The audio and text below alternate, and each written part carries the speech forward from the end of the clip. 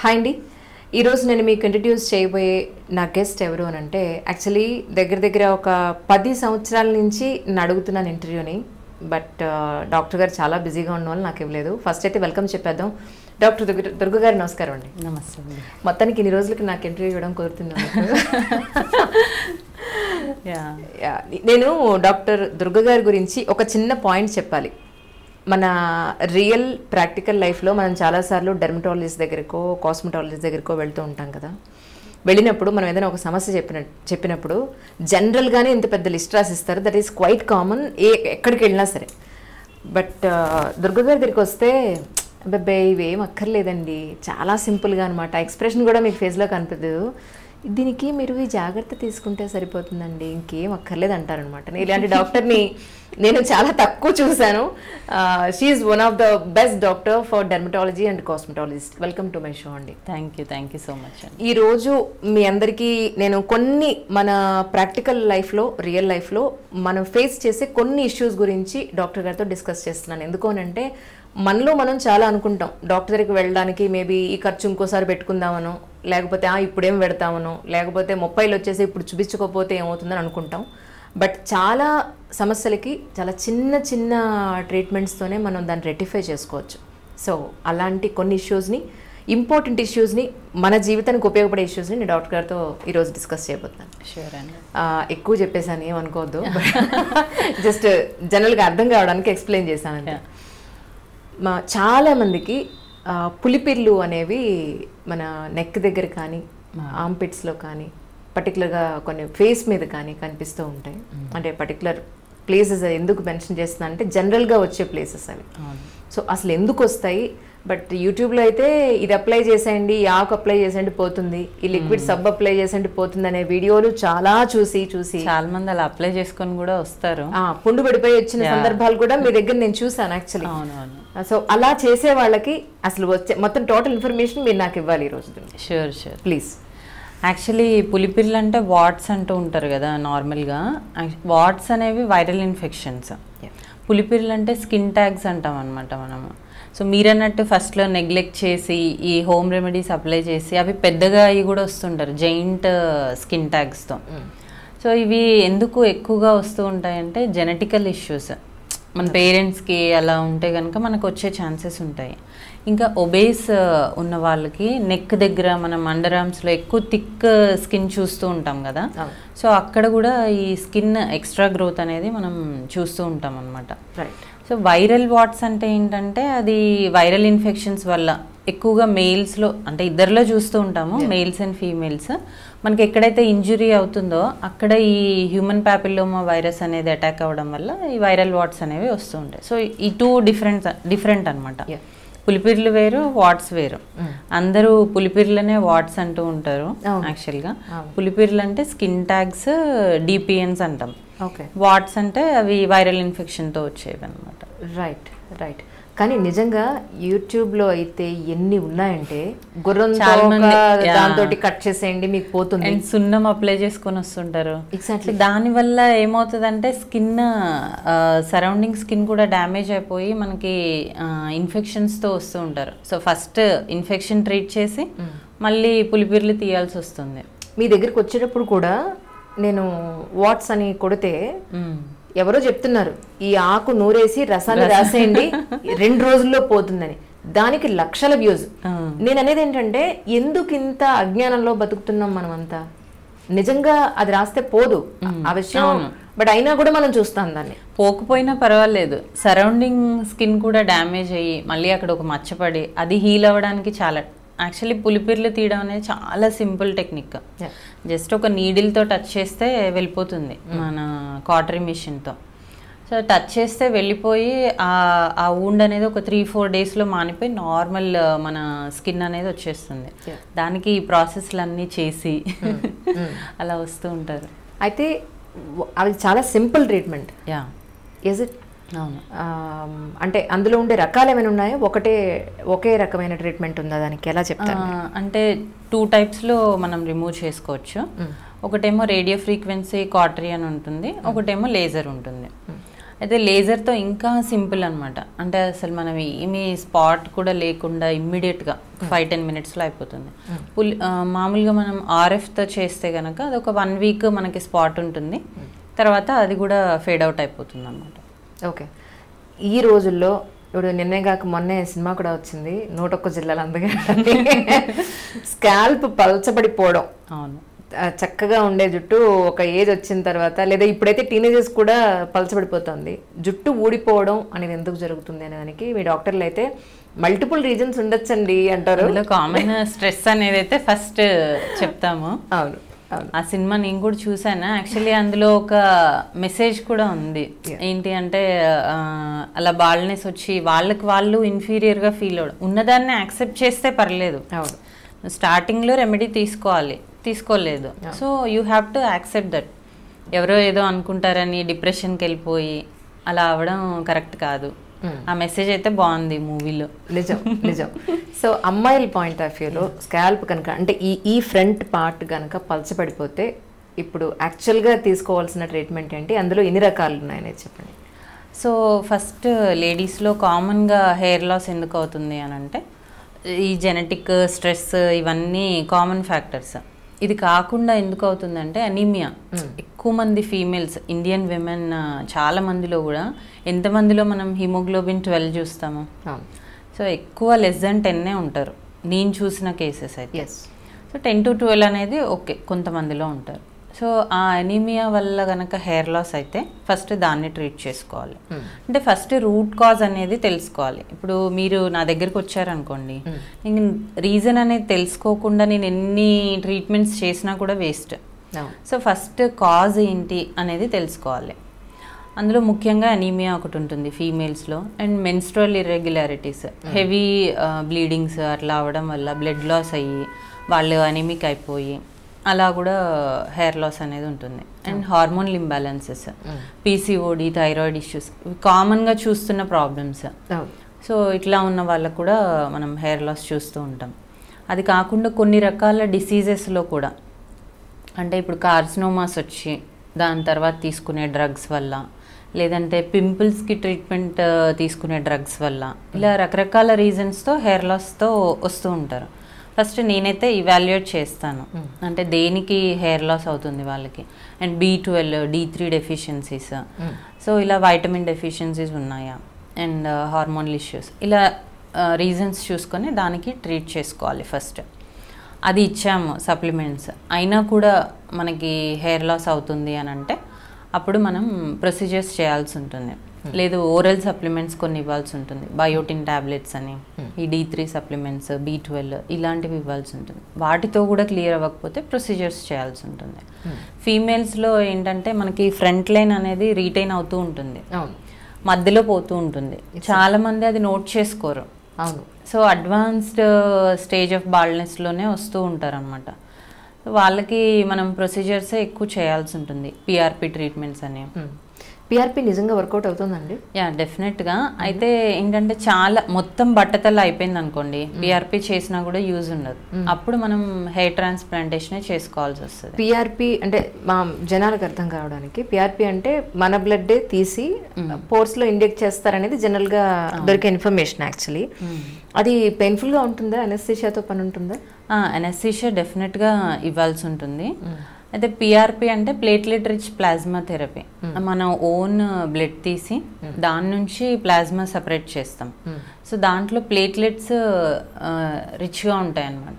దాన్ని మనం ఇంజెక్ట్ చేయడం వల్ల దాంట్లో ఉండే గ్రోత్ ఫ్యాక్టర్స్ వల్ల హెయిర్ వస్తుంది. ఓకే. యాక్చువల్లీ పిఆర్పి అనేది హెయిర్ రావడానికి కాదు, ఉన్న హెయిర్ స్ట్రెంగ్తెన్ అవ్వడానికి, ఉన్న హెయిర్ థిక్ అవ్వడానికి, దానికి న్యూట్రిషన్ మనం ఇస్తున్నట్టు, దానికి గ్రోత్కి గ్రోత్ ఫ్యాక్టర్స్ ఇస్తున్నాం మనం. ఎవరికైతే బట్టతలు వస్తుందో వాళ్ళు కూడా చాలా పిఆర్పీస్ చేసుకొని వస్తారు ఇక్కడెక్కడ. సో దానివల్ల హెయిర్ అనేది రాదు, ఎందుకంటే కింద రూట్ అనేది లేకుండా మనం గ్రోత్ ఫ్యాక్టర్స్ ఇవ్వడం వల్ల యూజ్ ఏముంటుంది? ఎగ్జాక్ట్లీ. సో మనం ఏంటంటే ఆల్రెడీ ఉన్న హెయిర్ని నరిష్ చేయడం కోసం మనం పిఆర్పి చేస్తాం. ఓకే. సో అస్సలు హెయిర్ లేని చోట పిఆర్పి చేసినా యూజ్ ఉండదు. ఓకే. కానీ చాలామంది అనుకోవడం ఏంటంటే పిఆర్పి చాలా కాస్ట్లీ అనేది. సో అలా అనుకునే వాళ్ళకి మీరేం చెప్తారు? పిఆర్పి అనేది కాస్ట్లీ ట్రీట్మెంట్ ఏం కాదు, నార్మల్ ప్రైజెసే ఉంటాయి. అంటే కొన్ని ఏరియాస్లో అలా ఉండడం వల్ల వాళ్ళు అలా అనుకుంటూ ఉంటారు, అంటే ఇది ఏదో ఇంజెక్టబుల్ ప్రొసీజర్ కదా, ఎక్కువ కాస్ట్ ఉంటుందేమో అని వాళ్ళ ఓన్గా కూడా అనేసుకుంటారు కొంతమంది. సో పిఆర్పి అనేది చాలా లీస్ట్ ప్రైజే ఉంటుంది. ఓకే, తర్వాత ఈ హెయిర్ ప్రాబ్లమ్ పాయింట్ ఆఫ్ వ్యూలో హెయిర్ ఇంప్లాంట్స్ అనేవి ఇప్పుడు మనం జనరల్గా చాలా వరకు బయట మనం చూస్తాము. ఇది జనరల్గా ప్రొసీజర్ ఏంటి, నిజంగా దీనివల్ల హెయిర్ అనేది మనం అంటే పర్టికులర్గా ఇప్పుడు ఫోర్ హెడ్ చాలా పెద్దది ఉందనుకోండి, ఈ మధ్య మనం చాలా మంది సెలబ్రిటీస్ చూస్తున్నాం చక్కగా ఇంప్లాంట్స్ వేసుకుని ఒక షేప్లోకి తీసుకొస్తున్నారు. సెలబ్రిటీస్ గురించి పక్కన పెడితే జనరల్ పబ్లిక్లో కూడా చాలామంది ఇంప్లాంట్స్ అనేవి కొంచెం ఎఫోర్డ్ చేయగలిగే వాళ్ళ సంగతి, మళ్ళీ మీరు ఎఫోర్డ్ చేయలేని వాళ్ళ సంగతి అని అనొద్దు, ఎఫోర్డ్ చేయగలిగే వాళ్ళ సంగతే మాట్లాడుతున్నాను ఇక్కడ. ఎవరి అవసరం వాళ్ళదండి. ఇప్పుడు ఒక్కొక్క అవసరం ఒక్కొక్కళ్ళ అవసరం ఒక్కొక్కలా ఉంటుంది, అందరి అవసరాలు ఒకలా ఉండవు ఆబ్వియస్లీ. సో అవసరం ఉన్న వాళ్ళకి మాత్రమే ఇది, దట్స్ ఇట్. సో అలాంటి వాళ్ళకి సో ఇంప్లాంట్స్ ప్రాసెస్ ఎలా ఉంటుంది జనరల్గా ఒకసారి చెప్పండి. సో ఈ ఇంప్లాంటేషన్ అనేది మనం చేసేది ఏంటంటే ఫాలిక్యులర్ యూనిట్ ఎక్స్ట్రాక్షన్ మెథడ్ అంటాము. సో జనరల్గా ఇప్పుడు ఒక సర్జరీ అనగానే అందరూ భయపడతారు, ఏదో ఆపరేషన్ అంట చేసుకుంటే ఏమన్నా అవుతుందేమో, అందులోనూ తలకి అనగానే ఫస్ట్ బ్రెయిన్ ఏమన్నా అవుతుందేమో అలాంటి డౌట్స్ ఉంటాయి. కానీ హెయిర్ ట్రాన్స్ప్లాంటేషన్ అనేది చాలా సింపుల్ ప్రొసీజర్. అంటే మనం ఇక్కడ ఎన్నో చేస్తూ ఉంటాం కదా, సో ఇది చాలా సింపుల్గా అయిపోయే ప్రొసీజర్. 5-6 hours టైం పడుతుంది అంతే. దీంట్లో ఎలా అంటే మనం ఒక్కొక్క హెయిర్ వెనక నుంచి ప్లక్ చేసి మళ్ళీ ఒక్కొక్క హెయిర్ ఇక్కడ ఇంప్లాంట్ చేయడం అనేది ఉంటుంది. ఇక్కడ ప్లక్ చేస్తాం, ఇక్కడ హోల్డ్ చేసి ఇంప్లాంట్ చేస్తాం. ఓకే, సో అలా ఉంటుంది ప్రొసీజర్. సో ఈ ఫాలిక్యులర్ యూనిట్ ఎక్స్ట్రాక్షన్ మెథడ్ ద్వారా చేస్తాం అనమాట. మనకి ఎక్కడైతే హెయిర్ ఉంటుందో దాన్ని డోనర్ ఏరియా అంటాం, ఎక్కడైతే హెయిర్ ఉండదో దాన్ని రెసిపియంట్ ఏరియా అంటాం అనమాట. సో డోనర్ ఏరియా నుంచి తీసి ఒక్కొక్క ఫాలిక్యుల్ మనం ప్లక్ చేసి రెసిపియంట్ ఏరియాలో పెడతాం. అయితే మీరు అన్నట్టు ఇదేమీ కంపల్షన్ కాదు, ఎవరికైతే నీడ్ ఉంటుందో వాళ్ళు చేసుకోవచ్చు. ఇప్పుడు ఉన్న పీపుల్లో ఏంటంటే 20s కూడా బట్టతల అనేది వచ్చేస్తుంది. సో వాళ్ళకి నేను అడ్వైజ్ ఇచ్చేది ఏంటంటే స్టార్టింగ్లోనే మీకు హెయిర్ లాస్ ఉందనుకోండి ఎక్కువగా, వెంటనే డాక్టర్ని కన్సల్ట్ అవ్వండి. So they will evaluate the cause and treatment ఇవ్వడం జరుగుతుంది. అప్పుడు బట్టతల అనేది మనం ప్రివెంట్ చేసుకోవచ్చు. ఇన్ కేస్ మీరు అప్పుడు పట్టించుకోకపోతే 30s హెయిర్ ట్రాన్స్ప్లాంటేషన్ చేసుకోవాల్సి ఉంటుంది. చాలామంది స్టూడెంట్సే వస్తున్నారు ఇప్పుడు, ఏంటి తొందరగా బట్టతలు వచ్చింది అర్జెంటుగా హెయిర్ ట్రాన్స్ప్లాంటేషన్ చేసేయండి అని. నీడ్ ఉంటే ఖచ్చితంగా చేస్తాము, బట్ ఎర్లీ స్టేజెస్లో మీరు కన్సల్ట్ అయితే మాత్రం చాలా బాగుంటుంది. సో ఈ FUE మెథడ్ ద్వారా మనం హెయిర్ ట్రాన్స్ప్లాంటేషన్ చేసిన తర్వాత మినిమల్గా మనం అక్కడ మత్తు ఇచ్చి చేయాల్సి ఉంటుంది, అనస్థీషియా. ఎక్కడైతే మనం తీసుకుంటామో పెడతామో అక్కడ అనస్థీషియా ఇచ్చి చేయాల్సి ఉంటుంది. సో ప్రొసీజర్ అయిపోయిన తర్వాత ఒక 2 days వాళ్ళు కేర్ తీసుకోవాల్సి ఉంటుంది హెయిర్కి. 3rd day నుంచి వాళ్ళ రొటీన్ వర్క్ వాళ్ళు చేసుకోవచ్చు. ఈ రకంగా మనం చేసిన తర్వాత 6 to 9 months తర్వాత మనకి ఫుల్ గ్రోత్ అనేది ఉంటుంది. ఓకే, చాలామంది ఏంటంటే ఇప్పుడు మొత్తం ఇక్కడ వరకు హెయిర్ పోతుంది కానీ వెనక డోనర్ ఏరియా ఉండదు, అప్పుడు మనం ఏం చేయలేమన్నమాట. వాళ్ళకి బియర్డ్ కానీ బాడీ హెయిర్ కానీ ఉంటే అక్కడ నుంచి ప్లక్ చేసి తీసి పెట్టడం జరుగుతుంది. ఇంకా అక్కడ కూడా లేని వాళ్ళకి ఇంకా వదిలేసేయటమే. సో ఓకే, డోనర్ ఏరియా అనేది ఒక హెయిర్ అంటే తలలోనే ఉండక్కర్లేదు, గడ్డల్లో ఉన్నా కూడా we can remove it and implant చేసుకోవచ్చు. ఓకే, కాకపోతే ఏంటంటే మనం ఇక్కడ నుంచి ఎక్కువ నెంబర్ ఆఫ్ ఫాలికల్స్ రావు కదా, ఏరియా చిన్నది, ఎక్కడైనా ప్యాచీగా ఉంటే ఇక్కడ నుంచి చేసేసుకోవచ్చు. బాడీ మీద కొంతమంది మేల్స్కి చెస్ట్ మీద కూడా ఎక్కువగా ఉంటుంది కదా హెయిర్, అక్కడ నుంచి కూడా తీసుకోవచ్చు. Okay okay, right. అండ్ ఫీమేల్స్లో కూడా అడ్వాన్స్డ్ స్టేజ్ ఆఫ్ హెయిర్ లాస్లో ఎవరైతే వస్తారో వాళ్ళకు కూడా మనం హెయిర్ ట్రాన్స్ప్లాంటేషన్ చేసుకోవచ్చు. ఫీమేల్స్కి అయితే మొత్తం గుండు చేసి అలా కాకుండా ఒక ప్యాచ్ వెనక నుంచి తీసుకొని అది ఇంప్లాంట్ చేసుకోవచ్చు. చాలామంది అంటే మా ఇంట్లో సంగతే చెప్తాను, ఒకరోజు స్ట్రైట్నింగ్ ఒకరోజు కర్ల్స్ ఇలా చేసేస్తున్నారు. నిజం చెప్పండి, ఒక డాక్టర్గా హెయిర్ని అంతగా ఒకరోజు స్ట్రైట్నింగ్ చేసేసి ఒకరోజు ఇది చేసేస్తే, అంటే బయట మనం చూస్తున్నాం, సినిమాలో చూస్తున్నాం, ఆన్ స్క్రీన్ చూస్తున్నాం, కానీ అది అడ్వైజబుల్లా? హెయిర్ హెల్దీగా ఉంటుందా వీటన్నింటి వల్ల? ఉండదు. ఎందుకు అంటే మనం హీట్ అప్లై చేస్తున్నాం ఈ కర్ల్స్ కానీ స్ట్రైట్నింగ్కి కానీ. అలా చేసినప్పుడు ఏమవుతుంది, హెయిర్ పైన ఉన్న లేయర్ డ్యామేజ్ అవుతూ ఉంటుంది. అప్పుడు ఆ హెయిర్ అనేది బ్రేకేజ్ అవుతుంది. కానీ రూట్ కనుక మనం స్ట్రెంగ్తన్గా ఉంటే ఈ హెయిర్ పోయినా మళ్ళీ మనకు వచ్చే హెయిర్ బాగా వస్తుంది. మళ్ళీ అలాగే రిపీటెడ్గా చేస్తూ ఉంటే హెయిర్ డ్యామేజ్ అవుతూ ఉంటుంది. ఎగ్జాక్ట్లీ అలాగా ఎగ్జాక్ట్లీ. అందం గురించి పోయి మొత్తం ఆరోగ్యాన్ని పాడు చేసేసుకుంటున్నారు వాళ్ళు. జుట్టు ఉండడం ఆరోగ్యం, దాన్ని అందంగా చూపించుకోవడానికి మొత్తం రూట్స్ నే నాశనం చేసేస్తున్నారేమో అనిపిస్తుంది నాకైతే. ఇప్పుడున్న ఈ హడావుడికి ఎవరు న్యాచురల్ గా కూడా డ్రై చేసుకోవట్లేదు, అందరు డ్రైయరే యూజ్ చేస్తున్నారు, హెయిర్ డ్రైయర్. సో దానివల్ల ఏంటంటే outer layer of the hair అనేది డ్యామేజ్ అవుతుంది. ఎప్పుడైనా మనకి అర్జెన్సీ ఉంటే చేసుకోవడం వేరు, డైలీ చేసుకోవడం వేరు. Exactly exactly. ఇప్పుడు మ్యామ్ చాలామంది లేడీస్కి అప్పర్ లిప్ మీద హెయిర్, లేకపోతే చిన్లో హెయిర్, సో ఇవి అన్వాంటెడ్ హెయిర్, చూడ్డానికి పాపం చాలా ఇబ్బంది పడుతూ ఉంటారు వాళ్ళు. టెంపరీ సొల్యూషన్స్ వెతుక్కుంటారు, థ్రెడ్డింగ్ కానీ వ్యాక్సింగ్ కానీ. అది కొద్ది రోజుల తర్వాత అక్కడ ప్లేస్ కలర్ కూడా మారిపోతూ ఉంటుంది యాక్చువల్గా. సో ఇలాంటి వాళ్ళకి ఏదైనా మీరు అడ్వైస్ ఇవ్వగలుగుతారా? సో అన్వాంటెడ్ హెయిర్ అనేది మోస్ట్ కామన్గా మనం చూస్తూ ఉంటాం ఫీమేల్స్లో. ఎక్కువ మందికి మీరు అన్నట్టు అప్పర్ లిప్, చిన్న, ఈ హ్యాండ్స్ అండ్ లెగ్స్ మీద కూడా ఎక్కువగా థిక్ గ్రోత్ ఉండడము. అండ్ ఇప్పుడు వెస్ట్రన్ వేర్ వేసుకునే వాళ్ళకి అండర్ ఆర్మ్స్ కొంచెం ఇబ్బందిగా ఉండడము హెయిర్ వల్ల, ఇవి చూస్తున్నాం. ఇది ఎందుకు అంటే ఒకటి జెనెటికల్గా మన మదర్ ప్యాటర్న్ ఎలా ఉంటుందో మనకు అలా వస్తుంది. ఇంకొకటి పీసీఓడి ప్రాబ్లం అనేది ఎక్కువగా చూస్తున్నాం మనం, పాలిసిస్టిక్ ఓవేరియన్ డిసీజ్. దాంట్లో టెస్టోస్టెరాన్ లెవెల్స్ అనేవి ఎక్కువ ఉండడం వల్ల హెయిర్ గ్రోత్ అనేది అబ్బాయిలాగా అమ్మాయిలకి థిక్ గ్రోత్ మనం ఇక్కడ చూస్తూ ఉంటాం. హిర్సుటిజం అంటారు దాన్ని. సో దానికి ఏంటంటే లేజర్ హెయిర్ రిమూవల్ ప్రాసెస్ అనేది చేసుకోవచ్చు. ఓకే. సో పర్మనెంట్గా ఈ అన్వాంటెడ్ హెయిర్ అనేది రిడక్షన్ చేసుకోవచ్చు. సో ఎవరికైతే ఈ హార్మోనల్ ఇష్యూస్ వల్ల హెయిర్ గ్రోత్ వచ్చిందో వాళ్ళకి ఫస్ట్ ఆ హార్మోనల్ ఇంబ్యాలెన్సెస్ అనేవి మనం క్లియర్ చేసి తర్వాత మనం లేజర్ చేయడం అనేది జరుగుతుంది. లేదంటే రెండు ప్యారలల్గా అది కంట్రోల్ చేసుకోవాలి, ఇది కూడా మనం రెడ్యూస్ చేస్తూ ఉండాలి. ఇప్పుడు ఒక్కసారి లేజర్ ట్రీట్మెంట్ తీసుకుంటే ఒక్కసారి క్లీన్ అయిపోతుంది, మళ్ళీ మళ్ళీ రావక్కర్లేదనే అపోహ కొంతమందిలో, లేదు రిపీటెడ్గా రావాలేమో అనే భయం కొంతమందిలో ఉంది. యాక్చువల్లీ లేజర్ ట్రీట్మెంట్ ఎలా వర్క్ చేస్తుంది అని ఎక్స్ప్లెయిన్ చేయగలుగుతారా? ఓకే. లేజర్ ట్రీట్మెంట్ అనేది మనం ఒక లేజర్ లైట్ని మన స్కిన్ మీద పాస్ చేసినప్పుడు ఎక్కడైతే మెలనిన్ పిగ్మెంట్ ఉంటుందో, అంటే హెయిర్ నల్లగా ఉండడానికి రీజన్ మెలనిన్ పిగ్మెంట్, ఆ పిగ్మెంట్ ఈ లేజర్ లైట్ని తీసుకుంటుంది. ఈ లేజర్ లైట్ ఆ పిగ్మెంట్ని బర్న్ చేసి తర్వాత హెయిర్ని కూడా అటాక్ చేస్తుంది అనమాట, అంటే దాన్ని కిల్ చేస్తుంది రూట్ని. సో మళ్ళీ హెయిర్ గ్రోత్ అనేది రాకుండా ఉంటుంది. ఇప్పుడు మీరు అడిగారు కదా పర్మనెంట్గా పోదు అనుకుంటారని. ఎవరైతే రెగ్యులర్ ట్రీట్మెంట్స్ తీసుకుంటారో, అంటే దీనికి ఒక పర్టికులర్ నెంబర్ ఆఫ్ సెషన్స్ ఉంటాయి. అప్పర్ లిప్కి అయితే ఇన్ని, అండర్ ఆర్మ్స్కి అయితే ఇన్ని, అలాగా. సో ఎవరైతే రెగ్యులర్గా తీసుకుంటారో వాళ్ళకి పర్మనెంట్గా రాకుండా ఉంటుంది. ఎవరైతే ఇర్రెగ్యులర్ ట్రీట్మెంట్స్, అంటే ఈరోజు తీసుకొని మళ్ళీ ఎప్పటికో 4-5 months అయితే అగైన్ మళ్ళీ గ్రోత్ అనేది వచ్చేస్తుంది. సో మంత్లీ ఇంటర్వెల్స్లో మీకు ఎన్ని నెంబర్ ఆఫ్ సెషన్స్ అవసరమో అన్ని తీసుకుంటే పర్మనెంట్గా రెడ్యూస్ అవుతుంది. ఓకే. సో అంటే ఇవాళ సపోజ్ ఇవాళ ఒకసారి మనం లేజర్ తీసుకున్న తర్వాత దాన్ని మీకు గ్రోత్ని, వాళ్ళకున్న గ్రోత్ని బట్టి సెషన్స్ అనేవి డిసైడ్ అవుతాయేమో. అంటే ఇప్పుడు థిక్ హెయిర్ ఉందనుకోండి, ఎక్కువ మెలనిన్ కంటెంట్ ఉంటుంది అందులో. సో వాళ్ళకి నంబర్ ఆఫ్ సెషన్స్ తక్కువ పడతాయి. చాలా మంది హెయిర్ థిక్గా ఉంది కదా పోదేమో అనుకుంటారు. థిక్ హెయిర్ వాళ్ళకే చాలా ఈజీగా పోతుంది.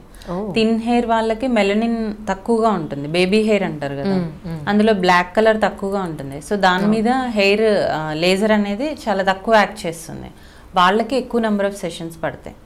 రైట్. టీనేజ్ అమ్మాయిలు చిన్న ఏజ్లో ఉన్నప్పుడు వాళ్ళకి తెలియకుండా చాలా ప్లేసెస్లో నీట్గా ఉండాలని చెప్పి షేవ్ చేసేస్తారు ఇంట్లో వాళ్ళకి చెప్పకుండా, జనరల్గా. అంటే ఒకనొకప్పుడు నేను కూడా చేసిన వాళ్ళు, అందుకని అడుగుతున్నాను. అదేదో హీరోయిన్ చూసి ఇక్కడ ఇంత నీట్గా ఉంది ఫోటోలో చూసి నాకు లేదే అని కాళ్ళ మీద అక్కడ షేవ్ చేసేసిన రోజులు. ఇప్పుడు మా ఫ్రెండ్ ఉంది పాపం, దానికి కాళ్ళ నిండా మనం థిక్ హెయిర్ అనమాట. జస్ట్ అప్పటివరకు లేవంత, ఇది షేవ్ చేయడం వల్ల ఇంత పెరిగిపోయింది అనేది దాని ఉద్దేశం. సో మీరు చెప్పండి, నిజంగా ఏ ప్లేస్లో అయినా సరే లేడీస్ సంగతి, లేడీస్కి షేవ్ చేస్తే నిజంగా అక్కడంత గ్రోత్ అలా పెరిగిపోతుందా? ఏమంటారు మీరు? యాక్చువల్లీ షేవ్ చేయడం వల్ల థిక్ హెయిర్ అనేది రాదు. రివర్స్ డైరెక్షన్లో చేయడం వల్ల ఇన్గ్రోన్ హెయిర్ అంటాం కదా, అంటే మనం పట్టుకుంటే కుచ్చుకుంటుంది హెయిర్. సో అలా వచ్చి కుచ్చుకోవడం అనేది జరుగుతుంది. అలా వాళ్ళకి ఇంకా థిక్గా అనిపిస్తుంది. యాక్చువల్లీ మనము ఇప్పుడు తక్కువ హెయిర్ ఉన్న దగ్గర మనం రిపీటెడ్గా షేవ్ చేసినా కూడా దాన్ని స్టిమ్యులేట్ చేసినట్టు అవుతుంది. అందుకని మనం థిక్ హెయిర్ అనేది వస్తుంది అని అనుకుంటాము. షేవింగ్ వల్లనే కాదు, any procedure other than laser, మనం థ్రెడ్డింగ్, వ్యాక్సింగ్ చేయడం వల్ల మనం దాన్ని ఇంకా స్టిమ్యులేట్ చేస్తున్నాం. అంటే రూట్ని తీసేయట్లేదు, దాంట్లో ఓన్లీ ఎక్స్టర్నల్ హెయిర్ని తీసేస్తున్నాం కాబట్టి ఇంకా ఎక్కువ థిక్నెస్ వచ్చే అవకాశం అనేది ఉంటుంది. సో ఆ ప్రొసీజర్స్ వల్ల ఏమవుతుందంటే స్కిన్ కూడా సాగ్ అయిపోతుంది. ఇప్పుడు అండర్ ఆర్మ్స్ చాలా సెన్సిటివ్ ఏరియా, మీరు అన్నట్టు ప్రైవేట్ పార్ట్స్ ఏదైనా సెన్సిటివ్ ఏరియా, అక్కడ హీట్ పెట్టి వ్యాక్స్ చేయటం వల్ల స్కిన్ సాగ్ అవ్వడము, తర్వాత పొక్కుల్లాగా వస్తూ ఉంటాయి హెయిర్ గ్రో అయినప్పుడు. సో ఇవన్నీ ప్రాబ్లమ్స్ వస్తూ ఉంటాయి. అవి చేయకుండా ఉంటే బెటర్. మీరు అన్నట్టు టీనేజర్స్ ఏం చేయాలో తెలీదు. సో లేజర్కి వెళ్దాము అంటే ఏజ్ కరెక్టా కాదా తెలీదు, సో చేసుకుంటూ ఉంటారు. అంటే ఒక పర్టికులర్ ఏజ్ లోపు లేజర్కి వెళ్ళకూడదు, లేదా పర్టికులర్ ఏజ్ తర్వాతే లేజర్కి వెళ్ళాలనేది కొంత అపోహలు ఉన్నాయి. సో మీరేం చెప్తారు? 16 years అబవ్ ఉన్న వాళ్ళు ఎవరైనా కూడా లేజర్ చేసుకోవచ్చు. సో మనకి టీనేజ్ స్టార్ట్ అయిన తర్వాతే కొంచెం హెయిర్ గ్రోత్ అనేది స్టార్ట్ అవుతుంది.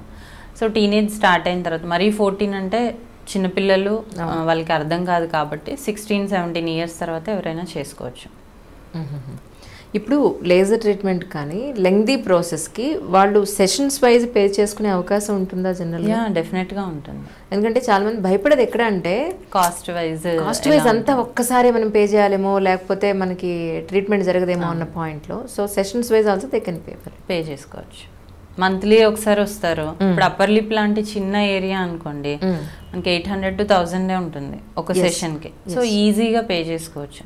ఇన్ కేస్ మీరు వ్యాక్సింగ్కి వెళ్ళినా కూడా అదే ప్రైస్ అవుతుంది. ఎగ్జాక్ట్లీ ఆల్మోస్ట్ ఇప్పుడు వ్యాక్సింగ్ చేసుకోవాలన్నా, థ్రెడ్డింగ్ చేసుకోవాలన్నా అదే ప్రైస్ అవుతుంది. దాని బదులు ఇక్కడ పెట్టుకుంటే ఇది పర్మనెంట్గా వెళ్ళిపోతుంది. అవును. ఏజ్ వైజ్ చూస్తే ఒక్కొక్క ఏజ్లో ఒక్కొక్క రకాలైన పింపుల్స్ వస్తూ ఉంటాయి. టీనేజ్లో ఉన్నప్పుడు ఒకలాగా, కొంచెం ఒక 35-40 దాటిన తర్వాత ఒకలాగా. రీసెంట్గా మా ఫ్రెండ్కి చూసాను, ఇంత పెద్ద పెద్ద పింపుల్స్ వచ్చి పెద్ద సొటలా పడిపోతుంది, అక్కడ డెప్త్ గుంటలా పడిపోతుంది అక్కడ. సో డిఫరెంట్ పింపుల్స్కి జనరల్గా మీ దగ్గర మీరు ఇచ్చే ట్రీట్మెంట్స్ అంటే ఏం చెప్తారు? సో యాక్ని ఫస్ట్ టీనేజర్స్ చూద్దాము. టీనేజ్ స్టార్ట్ అవుతూనే వాళ్ళకి సెబేషియస్ గ్లాండ్స్ అనేవి యాక్టివేట్ అవుతాయి మెచ్యూర్ అయిన తర్వాత. సో వాళ్ళల్లో ఏంటంటే ఆయిల్ గ్లాండ్స్ అప్పుడే యాక్టివేట్ అవుతుంటాయి, అండ్ వీళ్ళు తీసుకునే ఫుడ్, జంక్ ఫుడ్ ఇవన్నీ యాడ్ అవుతూ ఉంటాయి. సో ఇంకా ఎక్కువ ఆయిల్ ప్రొడ్యూస్ అయ్యి మనం పింపుల్స్ చూస్తూ ఉంటాం. దీంట్లో కూడా గ్రేడ్స్ ఉంటాయి. అంటే స్టార్టింగ్ మనం బ్లాక్ హెడ్స్, వైట్ హెడ్స్, తర్వాత కొన్ని పస్ లాగా వస్తాయి కదా అవి, కొంతమందికి పెద్ద పెద్ద గడ్డలు. సో ఇవన్నీ ఎందుకు అంటే ఇప్పుడు పస్ లాగా లీజన్స్ వచ్చినప్పుడు చాలామంది మదర్స్ చెప్పేది ఏంటంటే ఇది నార్మల్ ఈ ఏజ్లో తగ్గిపోతాయని అనుకుంటారు. కాకపోతే డెఫినెట్గా మనం పస్తో వచ్చిన లీజన్స్ ఉన్నప్పుడు ట్రీట్ చేసుకోవాలి. లైక్ యాంటీబయోటిక్స్ కానీ, కొన్ని ప్రొసీజర్స్ కానీ, క్రీమ్స్ కానీ యూస్ చేసుకోవాల్సి ఉంటుంది. అప్పుడు మనం ట్రీట్ చేసుకోకపోతే కనుక వాళ్ళకి ఆ గడ్డల్లాగా వచ్చి స్కార్స్ పడిపోవడం అది మనం ఎక్కువ చూస్తూ ఉంటాం. సో దీనికి ఏంటంటే ఆ గ్రేడ్ ఆఫ్ యాక్నీని బట్టి ట్రీట్మెంట్ ఉంటుంది. స్టార్టింగ్లో అయితే ఓన్లీ మనకి జెల్స్, కొన్ని ఫేస్ వాష్, కొంచెం వాళ్ళ ఫుడ్ మెయింటెనెన్స్ చేసుకుంటే సరిపోతుంది. కొంచెం పెద్దగా ఉన్న వాళ్ళకి మనం ఓరల్గా ట్యాబ్లెట్స్ కూడా ఇవ్వాల్సి ఉంటుంది, యాంటీబయాటిక్స్ అలాగా. ఇంకొకటి అడల్ట్ యాక్నీ మనం ఎక్కువ చూస్తున్నాం కదా, 30 to 40 మధ్యలో హార్మోనల్ ఇష్యూస్ వల్ల ఎవరికైతే ఇప్పుడు ఈ థైరాయిడ్ ఉన్న వాళ్ళకి కానీ, పీసీఓడి ఉన్న వాళ్ళకి కానీ, స్ట్రెస్ ఎక్కువ ఉన్న వాళ్ళకి కానీ మనం యాక్నీ అనేది చూస్తూ ఉంటాం. ఇంకొకటి మెయిన్ ఎవరిలో చూస్తామంటే ఎక్కువ కాస్మెటిక్స్, స్టిరాయిడ్స్ యూస్ చేస్తారు తెలియక, ఓవర్ ద కౌంటర్. అంటే ఫెయిర్నెస్ క్రీమ్స్ అని అవి యూస్ చేస్తారు కదా, వాళ్ళలో కూడా మనం ఈ పింపుల్స్ అనేవి చూస్తాము. ఎన్విరాన్మెంటల్ అంటే బైక్స్ మీద తిరిగే వాళ్ళు, without sunscreen, without any protective measures, so వాళ్ళలో కూడా మనం ఈ పింపుల్స్ అనేవి చూస్తాం. వాళ్ళలో కూడా అంతే, డిపెండింగ్ ఆన్ ద గ్రేడ్. స్టార్టింగ్లో ఉంటే ఒకలాగా, అంటే లైక్ టాపికల్స్ కానీ, ఫేస్ వాష్ అలా ఇచ్చేసి అవ్వకపోతే దెన్ యాంటీబయాటిక్స్, అది కూడా అవ్వకపోతే కెమికల్ పీల్స్, లేజర్స్ అలా ట్రీట్మెంట్స్ అనేవి చేయాల్సి ఉంటుంది. ఓకే, జనరల్గా 2 వీలర్ మీద కానీ అంటే కార్లో కాకుండా ఎలా బయట తిరిగినా సరే కొన్ని స్కిన్ మెయింటెనెన్స్కి కొన్ని టిప్స్ లాంటివి ఏమైనా చెప్తారా? అంటే ఇప్పుడు జనరల్గా మీరు చెప్పేవే అంటే మీ మనుషులు అనుకుని చెప్పండి జనరల్ పబ్లిక్. సో బేసిక్గా స్కిన్ కేర్ రొటీన్ అనేది ఎలా ఉండాలని చెప్తాను ప్లీజ్. ఇప్పుడు టీనేజ్ స్టార్ట్ అయిన తర్వాత 16 ఇయర్స్ నుంచి అడల్ట్స్ వరకు ఇది ఫాలో అవ్వచ్చు. ఫస్ట్ మార్నింగ్ లేవగానే మనం ఫేస్ వాష్ చేసుకున్న తర్వాత బయటికి వెళ్ళే హాఫ్ అన్ అవర్ ముందు సన్ స్క్రీన్ యూస్ చేసుకోవాలి. చాలామంది ఏంటంటే సన్ స్క్రీన్ గురించి ఫస్ట్ అసలు మీ ఒపీనియన్ చెప్పండి, లేదంటే ఎందుకు అప్లై చేసుకోరు కొంతమంది అనేది. సన్ స్క్రీన్ రాసుకుంటే నల్లగా పడిపోతామో, స్కిన్ నల్లగా అవుతుంది అనేది చాలా మంది చెప్తుంటారు. అంటే మా ఇంట్లో సంగతే చెప్తాను నేను. ఫస్ట్ అది రాసుకుంటే నేను తెల్లగా లేను అంటారు. అది కదే బాబు, బయటికి వెళ్తే సన్ నుంచి ప్రొటెక్షన్ కోసం రాసుకుంటున్నారు. అందమాట దేవుడు ఫస్ట్ ఆరోగ్యం చూడండి అంటాను నేను. మరి ఏమో అయినా కూడా రాయరు వాళ్ళు. ఎందుకు మెయిన్ ప్రాబ్లం అంటే సన్ స్క్రీన్ రాసుకుంటే మీరు అన్నట్టు డార్క్ అయిపోతామని ఒకటి, అండ్ కొంతసేపు అవగానే ఒక వైటిష్ లేయర్ వస్తుందని ఒకటి, అవును, అండ్ జిడ్డుగా ఉంటుందని ఒకటి, ఇలా రకరకాల రీజన్స్ వల్ల అప్లై చేసుకోరు. అది మన స్కిన్ టైప్ని బట్టి మనం సన్ స్క్రీన్ అనేది చూస్ చేసుకోవాల్సి ఉంటుంది. ఇప్పుడు మీది ఆయిలీ స్కిన్ అనుకోండి, suppose exactly oily skin oily skin అనుకోండి, మీరు జెల్ బేస్డ్ ఫార్ములేషన్స్ యూజ్ చేసుకోవాలి. మీది ఆయిల్, మళ్ళీ మీరు క్రీమ్ యూజ్ చేశారనుకోండి, అది ఇంకా ఆయిలీగా మీరు అన్నట్టు నల్లగా కనిపిస్తూ ఉంటుంది. సో మన స్కిన్ టైప్ని బట్టి మనం సన్ స్క్రీన్ అనేది చూస్ చేసుకోవాలి. చాలా ఫార్ములేషన్స్ ఉంటాయి, జెల్ ఉంటుంది, స్ప్రేస్ కూడా వచ్చాయి. ఇప్పుడు వాటర్ బేస్డ్ కూడా వచ్చాయి, అండ్ వాటర్ ప్రూఫ్ కూడా వచ్చాయి. కరెక్ట్. అంటే లైక్ మనం స్విమ్మింగ్కి అలా వెళ్తున్నప్పుడు వాటర్ ప్రూఫ్ కూడా మనం యూస్ చేసుకోవచ్చు. So first morning sunscreen 30 minutes before going to the sun, and అది కూడా ప్రాపర్ క్వాంటిటీ అప్లై చేసుకోవాలి. మనం నెక్ ఉంటుంది కదా, ఎక్స్టెన్షన్ ఆఫ్ ఫేస్ లాగా తీసుకోవాలి. ఓన్లీ ఫేస్ వరకే అప్లై చేస్తే ఇదో కలర్ ఉంటుంది. అలా కాకుండా ఫేస్ అండ్ నెక్ అప్లై చేసుకోవాలి. దాని తర్వాత what ever makeup you want మీరు అప్లై చేసుకోవచ్చు. అండ్ దెన్ ఈవినింగ్ మళ్ళీ మనం ఆఫీస్ నుంచి రాగానే ఫస్ట్ మేకప్ రిమూవ్ చేసుకొని మాయిశ్చరైజర్ అనేది కంపల్సరీ యూజ్ చేసుకోవాలి. ఫేస్ కి మాయిశ్చరైజర్ రాస్తే పింపుల్స్ వస్తాయి అంటారు కదండి, ఇది కూడా సేమ్. మాయిశ్చరైజర్ కూడా మన స్కిన్ టైప్ ని బట్టి సెలెక్ట్ చేసుకోవాలి. ఆయిలీ స్కిన్ వాళ్ళకైతే లైట్ మాయిశ్చరైజర్స్ ఉంటాయి, డ్రై స్కిన్ వాళ్ళకైతే థిక్ మాయిశ్చరైజర్స్ అప్లై చేసుకొని బిఫోర్ గోయింగ్ టు బెడ్ మీ స్కిన్కి ఏది అవసరమో అది చేసుకోవాలి. అంటే if you have pimples creams apply చేసుకోవాలి. లేదు మీకు యాంటీ ఏజింగ్ కావాలి, యాంటీ ఏజింగ్ క్రీమ్స్, మాయిశ్చర్ కావాలి, హైల్రోనిక్ యాసిడ్ క్రీమ్స్, అలా సీరమ్స్ కానీ జెల్స్ కానీ అప్లై చేసుకోవాల్సి ఉంటుంది. ఓకే.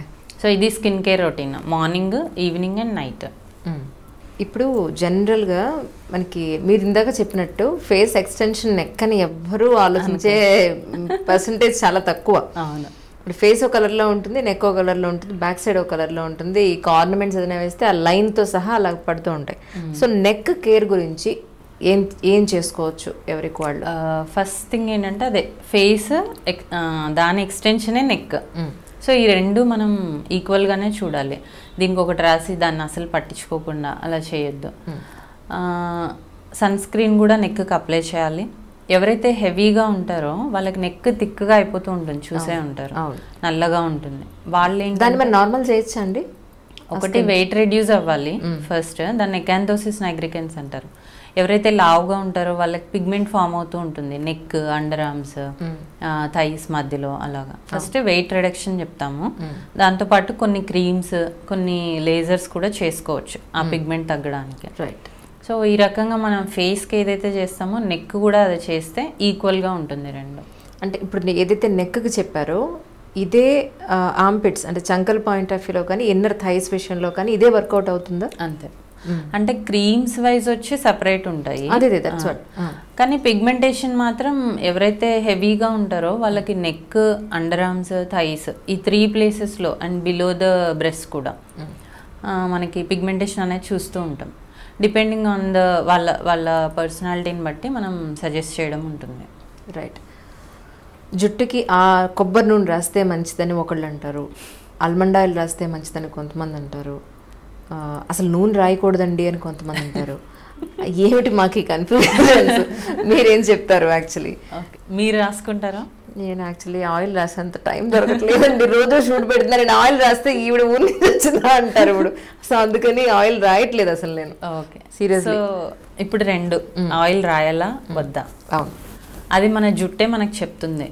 ఎలాగంటే ఇప్పుడు సపోజ్ మీరు హెయిర్ వాష్ చేసుకున్నారు మార్నింగ్, ఈవినింగ్కి మీ స్కాల్ప్ అంతా ఆయిలీ, హెయిర్ కూడా ఆయిలీ అయిపోతుంది, శుభ్రంగా అయిపోతుంది నాకు. అది మీది ఆయిలీ స్కాల్ప్. అప్పుడు మీకు జుట్టుకి ఆయిల్ అవసరం లేదు, అదే ప్రొడ్యూస్ చేస్తుంది. కాకపోతే మనకి హెయిర్ ఎండింగ్స్ డ్రై అయిపోతూ ఉంటాయి కాబట్టి హెయిర్ వాష్కి ఒక 1/2 అవర్ 45 మినిట్స్ ముందు మనం హెయిర్ ఆయిల్ కింద అప్లై చేసేసి హెయిర్ వాష్ చేసుకోవచ్చు. సో దానివల్ల దీనికి మాయిశ్చర్ ఉంటుంది, దీనికి ఆయిలీ లేకుండా ఉంటుంది. ఎవరిదైతే డ్రై స్కాల్ప్ ఉంటుందో, సోరియాసిస్ ఈ ప్రాబ్లమ్స్ ఉన్న వాళ్ళకి, ఎగ్జిమాస్ ఉన్న వాళ్ళకి డ్రై ఉంటుంది, అంటే వాళ్ళు హెయిర్ వాష్ చేయగానే ఇలా అంటే పొట్టు రాలిపోతూ ఉంటుంది, వాళ్ళు డెఫినెట్గా ఆయిల్ అప్లై చేసుకోవాలి. సో అది డాండ్రఫా సోరియాసిసా, మళ్ళీ ఈ 2 ఉన్నాయి. డాండ్రఫ్లో ఫంగస్ ఉంటుంది, సో అది ఆయిల్ని ప్రొడ్యూస్ చేసేస్తుంది. చాలామంది డాండ్రఫ్ వల్ల డ్రై అయిపోతుంది స్కాల్ప్ అని ఆయిల్ అప్లై చేస్తారు, అప్పుడు ఇంకా ఫంగస్ అనేది ఎక్కువ అవుతుంది. సో ఈ రకంగా మన స్కాల్ప్ ఎలాంటిది అనేది తెలుసుకొని అప్లై చేసుకోవాలి. అది ఏ ఆయిల్ అయినా పర్లేదు, జస్ట్ అంటే మాయిశ్చర్ ఇవ్వడానికి మన హెయిర్కి. ఇప్పుడు రూట్ నుంచి మనం ఏమీ గ్రోత్ రాదు హెయిర్ ఆయిల్ వల్ల, ఎందుకంటే అది లోపలికి వెళ్ళదు కదా. సో జస్ట్ మసాజ్ అలా చేసుకోవడం వల్ల మనకి బ్లడ్ సర్క్యులేషన్ ఇంప్రూవ్ అయ్యి హెయిర్ గ్రోత్ ఉంటుంది. ఇన్ కేస్ మీది ఆయిలీ స్కాల్ప్ అయితే డెఫినెట్గా మనం ఆయిల్ అవాయిడ్ చేయాలి, జస్ట్ రూట్స్కి అప్లై చేసుకొని హెయిర్ వాష్ చేసుకుంటే చాలు. నిమ్మకాయ డైరెక్ట్గా స్కాల్ప్ అప్లై చేస్తూ ఉంటారు, దానివల్ల చాలా హెల్త్కి మంచిది అంటూ ఉంటారు. సో మీరేమంటారు, is it right actually? So actually vitamin C, lemon and citrus fruits అన్నీ కూడా, సో దానివల్ల డాండ్రఫ్ కంట్రోల్ అవుతుందని కొంతమంది, స్కాల్ప్ బాగుంటుందని కొంతమంది అప్లై చేస్తూ ఉంటారు. బట్ సేమ్ ఇందాక మనం డిస్కస్ చేసినట్టు, if you have dry scalp, again మళ్ళీ ఈ వైటమిన్ సి అనేది ఇంకా డ్రై చేస్తుంది. సో ఎక్సెసివ్ లెమన్ అప్లై చేయడం వల్ల ఆ హెయిర్ షాఫ్ట్ కూడా బ్రేకేజ్ ఉంటుంది. సో ఇన్ కేస్ మీకు ఉంది డాండ్రఫ్, మీరు హోమ్ రెమెడీ అప్లై చేయాలనుకుంటున్నారు అంటే అదర్ ఇంగ్రీడియంట్స్ లైక్ ఇప్పుడు మెంతి పొడి అది బాగానే ఉంటుంది, దాంట్లో మీరు కొంచెం డ్రాప్స్ ఆఫ్ లెమన్ యాడ్ చేసి అప్పుడు పెట్టుకుంటే ఓకే. అలా కాకుండా డైరెక్ట్ రా లెమన్ ఫ్రీక్వెంట్ అప్లికేషన్స్ చేస్తుంటే హెయిర్ ఖచ్చితంగా డ్యామేజ్ అవుతుంది. Okay okay. సో ఇంట్లో చాలామంది అంటే పెద్దవాళ్ళు చెప్తుంటారు కదా, మెంతులు రాత్రి నానబెట్టి, లేదా మెంతి పిండిని నానబెట్టి అది పెరుగులో కలిపి అప్లై చేయాలి, అది పర్వాలేదండి, మంచిదేనా? అది బాగానే ఉంటుంది. అవునా? మళ్ళీ అగైన్ ఇది సోరియాసిస్ ఉన్న వాళ్ళు కానీ లేదంటే డాండ్రఫ్ ఉన్న వాళ్ళు కానీ అప్లై చేయకూడదు అంటే చేసుకోవచ్చు. ఇప్పుడు లెమన్ కర్డ్లో కూడా ఏంటంటే మనకి ఈ పులుపు అనేది ఉంటుంది కదా, సిట్రస్ ఉంటుంది కదా, సో దానివల్ల కూడా డాండ్రఫ్ కంట్రోల్ అవుతుంది. ఏదైనా రాగా అప్లై చేస్తే అది డ్రై చేస్తుంది హెయిర్ని. సో మనం ఈ మెంతులు తర్వాత కొంచెం దాంట్లో ఆయిల్ ఇవన్నీ మిక్స్ చేసుకొని చేస్తే అప్లై చేసుకుంటే బాగానే ఉంటుంది హెయిర్ హెల్దీగా. Okay. So home remedies apply చేసుకున్న వాళ్ళకి ఇది ఓకే, కానీ చాలా మంది మీరు అన్నట్టు డైరెక్ట్గా లెమన్ అప్లై చేసి దాన్ని రుద్దేసేయడము అలా చేయడం, సిట్రస్ ఎప్పుడు డ్రై చేస్తుంది ఐదర్ స్కిన్ కానీ ఆర్ హెయిర్ కానీ. సో మరీ డ్రైనెస్ అంత సూట్ అవ్వదు. ఇప్పుడు ఎగ్జిమా లాంటి కండిషన్స్లో ఇంకా అగ్రివేట్ అవుతుంది, సోరియాసిస్లో అగ్రివేట్ అవుతుంది అట్లా. మ్యామ్ తర్వాత ఫేస్ మీద పిగ్మెంటేషన్ అనేది రకరకాలుగా ఉంటుంది. సో పిగ్మెంటేషన్కి ఉన్న ట్రీట్మెంట్స్ ఏంటి? 1. 2 కళ్ళ కింద మనకి డార్క్ సర్కిల్స్ అనేది ఒకటి మనం చూస్తూ ఉంటాం, ఇదొకటి. సో స్కిన్ కంప్లెక్షన్ ఇంప్రూవ్ చేసుకోవడానికి ఏమేమి ట్రీట్మెంట్స్ ఉన్నాయంటే ఏం చెప్తారు? Okay, first pigmentation. పిగ్మెంటేషన్ అనేది genetic factors, sun exposure, cosmetics, ఇందాక మనం అనుకున్నట్టు స్టీరాయిడ్స్ తెలియకుండా చాలామంది యూజ్ చేయటం వల్ల ఎక్కువ డార్క్నెస్ అనేది. ఇంకొకటి ఎవరు ఊహించలేనిది ఏంటంటే హెయిర్ కలర్ కూడా మనం ఎప్పటి నుంచో వేసుకుంటూ ఉన్నాం కదా అని అనుకుంటారు, బట్ అది స్కిన్లో డిపాజిట్ అయ్యి మనం ఏజ్ పెరుగుతున్న కొద్దీ పిగ్మెంటేషన్ అనేది ఫామ్ అవుతుంది సైడ్స్ మెయిన్గా అండ్ ఫోర్హెడ్. ఓకే. సో మరి ఎలా హెయిర్ కలర్ వేసుకోకుండా ఎలా చెప్పండి? సో ఆల్టర్నేట్ ఉంటాయి, మెడికేటెడ్ హెయిర్ కలర్స్ వేసుకుంటే మనకి స్కిన్ డ్యామేజ్ అవ్వకుండా ఉంటుంది. చాలా మంది వేసుకునే ఈ మార్కెట్ ప్రోడక్ట్స్ లో ఏంటంటే ఎక్కువ అమోనియా అండ్ పీపీడి అని ఉంటుంది, పారాఫిన్లిన్ డయామైన్. సో దానివల్ల ఏంటంటే ఇక్కడ ఎలాగైతే బ్లాక్ వస్తుందో అది స్కిన్ మీద పడితే స్కిన్ కూడా బ్లాక్ అవుతుంది. అండ్ సైడ్స్, హ్యాండ్స్ ఇలా వాష్ చేస్తాం కదా, ఇలా సైడ్స్ ఆఫ్ ద హ్యాండ్ కూడా మనకి డార్క్ అనేది అవుతుంటుంది. సో ఇలా పిగ్మెంటేషన్కి ఇవన్నీ రీజన్స్. కొంతమందికి మెలాస్మా అంటాం కదా, చీక్స్ ఇక్కడ, అది బటర్ఫ్లై ర్యాష్, బటర్ఫ్లై పిగ్మెంటేషన్, అది ఒక type of pigmentation. So any పిగ్మెంటేషన్కి స్టార్టింగ్ ఏంటి అని అంటే ఇది స్కిన్ లేయర్స్ ఉంటాయి కదా, కొంతమందికి పై లేయర్ వరకే ఉంటుంది, అప్పుడు మైల్డ్గా కనిపిస్తుంది. కొంతమందికి డీపర్ లేయర్, అది మనం ఏం ట్రీట్ చేసినా కూడా పోదు. సో స్టార్టింగ్లో మీకు పిగ్మెంటేషన్ కలర్ చేంజ్ అవుతుంది స్కిన్ అంటే వెంటనే మనం కన్సల్ట్ అవ్వాల్సి ఉంటుంది డాక్టర్ని. సో ఏ పిగ్మెంటేషన్కైనా కూడా స్టార్టింగ్ సన్ స్క్రీన్ ఒకటి కంపల్సరీ స్టార్ట్ చేసుకోవాల్సిందే. మీ స్కిన్ టైప్ని బట్టి ఫస్ట్ సన్ స్క్రీన్ సజెస్ట్ చేయించుకోవాలి డాక్టర్తో. సో సన్ స్క్రీన్ తర్వాత వాళ్ళకి డెప్త్ ఆఫ్ పిగ్మెంటేషన్ని బట్టి టైప్ ఆఫ్ ట్రీట్మెంట్ ఉంటుంది. ఓన్లీ సూపర్ఫిషియల్ అయితే కనుక మనకి క్రీమ్స్తో వెళ్ళిపోతుంది. ఇప్పుడు కోజిక్ యాసిడ్, నియాసినమైడ్, ఆర్బిటిన్ ఇలా క్రీమ్స్ ఉంటాయి, లాక్టిక్ యాసిడ్, వీటితో క్లియర్ అయిపోతుంది. అలా కాకుండా కొంచెం డీపర్ లేయర్స్లో ఉంది అన్నప్పుడు డెఫినెట్గా మనం ప్రొసీజర్స్ చేసుకోవాలి. ఈ ప్రొసీజర్స్లో ఏమేమి ఉంటాయంటే కెమికల్ పీల్స్. కెమికల్ పీల్స్ ఏం చేస్తాయంటే కంట్రోల్డ్ రీసర్ఫేసింగ్ చేస్తాయన్నమాట. అంటే మన స్కిన్ డ్యామేజ్ అవ్వకుండా డ్యామేజ్ అయిన స్కిన్ని తీసేస్తుంది. రైట్. అంటే మనకేమీ అబ్నార్మల్ రియాక్షన్ రాకుండా డ్యామేజ్ అయిన స్కిన్ని తీసేస్తుంది అనమాట. సో దాన్ని కెమికల్ పీల్స్ అంటాము. ఇందులో మళ్ళీ చాలా టైప్స్ ఉంటాయి, స్కిన్ టైప్ని బట్టి మనం డిసైడ్ చేస్తాం.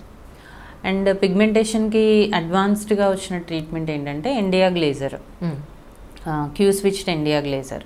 సో ఈ క్యూ స్విచ్డ్ ఎండియా గ్లేజర్తో ఇప్పుడు మనం ఏదైతే డిస్కస్ చేసామో డీప్ లేయర్ ఆఫ్ పిగ్మెంటేషన్ ఉంటుంది కదా, దాన్ని మనం ట్రీట్ చేసుకోవచ్చు.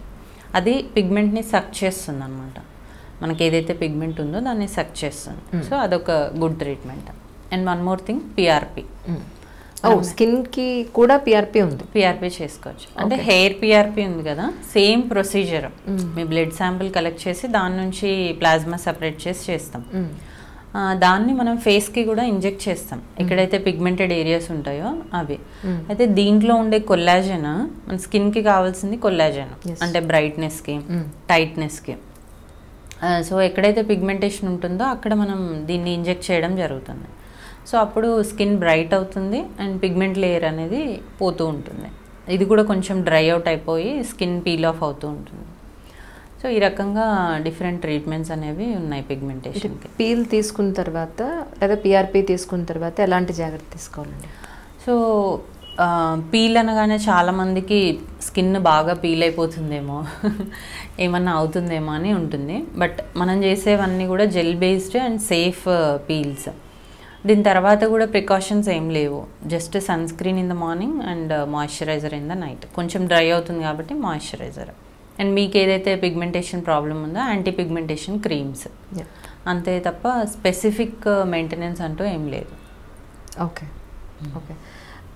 జనరల్గా మన స్కిన్ని కానీ హెయిర్ని కానీ కాస్త ఆరోగ్యంగా పెట్టుకోవాలంటే జనరల్ పాయింట్స్, అంటే మామూలు జనాలకి, అంటే ఇప్పుడు మామూలు జనాలు ఎందుకు అంటున్నానంటే మళ్ళీ దీన్ని కూడా తప్పడతారు. ఇప్పుడు సెలబ్రిటీస్కి అనుకోండి, వాళ్ళకి ప్రత్యేకమైన సప్లిమెంట్స్ వాళ్ళు తీసుకుంటారు, ఒక అసిస్టెంట్ ఉంటాడు, మీకు మేడం ఇది మీ హెయిర్కి ఇది ట్రీట్మెంట్ రెడీ అండి, మీ స్కిన్కి ట్రీట్మెంట్ రెడీ అండి అని అపాయింట్మెంట్స్ వాళ్ళు తీసుకెళ్ళిపోతుంటారు. బట్ ఇలా కాకుండా జనరల్ పబ్లిక్కి ఆరోగ్యమైన స్కిన్ కేర్, ఆరోగ్యకరంగా ఉండడానికి హెయిర్కి సంబంధించి సింపుల్ టిప్స్ లాంటివి ఏమన్నా చెప్పగలుగుతారు? Okay. First skin care routine అయితే ఇందాక మీకు చెప్పాను. అది కాకుండా ఫుడ్.